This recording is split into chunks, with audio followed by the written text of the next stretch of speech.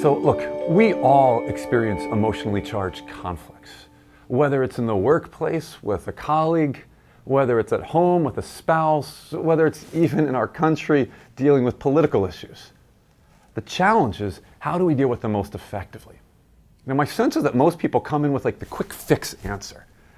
The rational approach is just listen a little bit more, talk a little bit less. And that's useful, but that's not enough. Beneath rationality is this other layer to the conflict, which is the emotional layer. You're starting to get angry. Your colleague is starting to get angry, and things start to fester. But even that is not the fundamental force driving us in conflict. What's the core? It's identity. At the end of the day, what tends to fuel our emotions in a conflict is a threat to who we are and what we stand for. And the moment I threaten what you deeply care about, all of a sudden, now we have a real emotionally charged conflict. So, the moment your identity feels threatened, all of a sudden you fall prey to a very dangerous mindset that I call the tribes effect. This is an us versus them mindset. You could be in a conflict with somebody you love, your mother, your kid, but the moment you get into this mindset, it becomes me versus you, us versus them. Think about a conflict in your own life. There are three basic characteristics to this tribal mentality. One, it's adversarial. It is me versus you. Two, it's self-righteous. I believe I am right and legitimate in my perspective, and I believe you are wrong and crazy. And element number three, this tribes effect, it is a closed system. So I will argue and defend my perspective to no ends, but I am going to close my ears to your perspective. This is the tribes effect. We fall into it in the family dynamic, and unfortunately, just as true, national dynamics, international dynamics, we see the polarizations there. Once you attach to a tribe, something strange happens. No longer is content as important, the substance of the arguments, the policies. That is important, but at the end of the day, the most important element in terms of being a part of a tribe is loyalty. Loyalty to the tribe. And the most serious offense that you can commit against your own tribe is to betray that tribe's trust, its loyalty, its essence. It's to go against the tribe in some way. You look at the United States right now, there are these huge political divides. You see the Democratic tribe or tribes, you see the Republican tribes as well.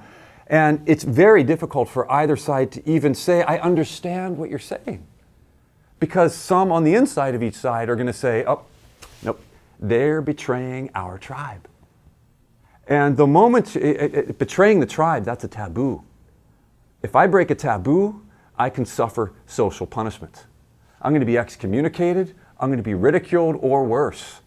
But that's the challenge of our tribalistic world that we're in right now. So you could have somebody in Trumpville or Clintonville who, totally is getting hammered by, well, let's say in the Trump world, who's totally going to get hammered by changes to healthcare, but they're still in that camp because they're part of the tribe. Recognizing that identity is critical. It sort of opens our eyes to what might be going on in the world around us, in our communities around us. Let's think about some of the issues that are in the public sphere. Abortion, healthcare, taxes, security of the country. All of these issues hit right to the core of our identity, who we are and what we stand for. And the moment I feel that any of those elements is threatened, now I move toward the tribes effect. Now I want to move toward being with a group of people like myself who are going to protect me and my interests from becoming trampled on.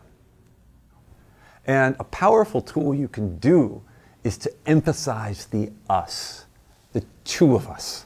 Moving from ego to we go. There we go.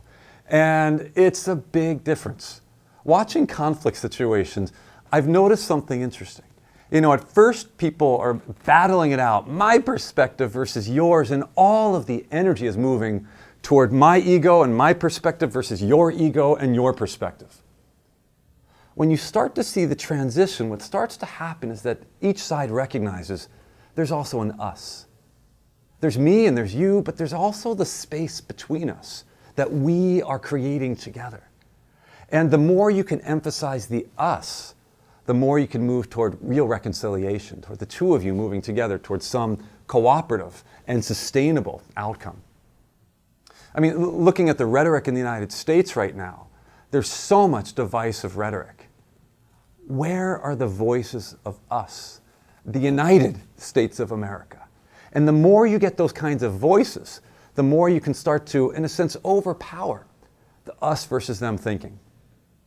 We're not trying to overpower the ideas that the people have behind their us versus them thinking.